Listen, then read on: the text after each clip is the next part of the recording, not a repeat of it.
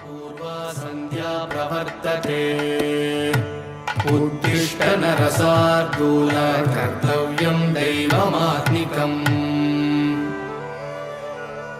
उत्तिष्ठोत्तिष्ठ गोविन्द उत्तिष्ठ गरुडध्वज उत्तिष्ठ कमलाकान्त त्रैलोक्यं मङ्गलं कुरु मातः समस्त जगतां मधुकैटभारेः वक्षो विहारिणि मनोहर दिव्यमूर्ते श्री स्वामी निश्रित जनप्रिय दानशीले श्री वेंकटेश दयिते तव सुप्रभातम् तव सुप्रभातमरविन्दलोचने भवतु प्रसन्नमुखचन्द्रमण्डले विधिशङ्करेन्द्रवनिताभिरर्चिते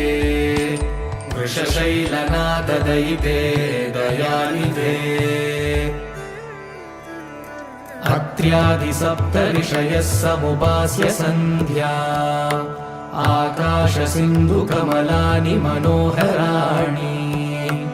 आदाय पादयुगमर्चयितुं प्रपन्नाः शेषाद्रिशेखर विभो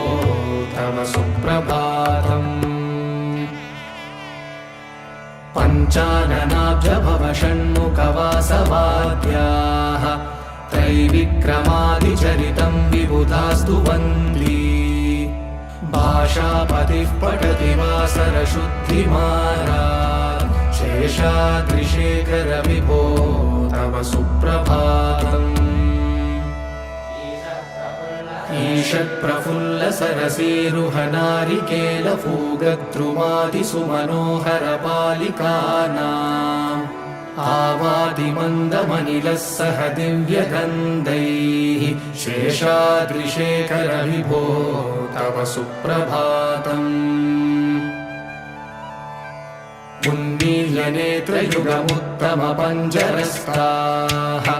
पात्रावशिष्टकदलीफलपायसानि भुक्त्वा सलीलमतकेलिसुखाः पठन्ति शेषाद्रिशेखर विभो तव सुप्रभातम् तन्त्री प्रकर्ष मधुरस्वनया विपञ्च गायत्यनन्तचरितं तव नारदोऽपि भाषा समग्रमसकृत्करसाररम्यम् शेषाद्रिशेखर विभो तव सुप्रभातम्।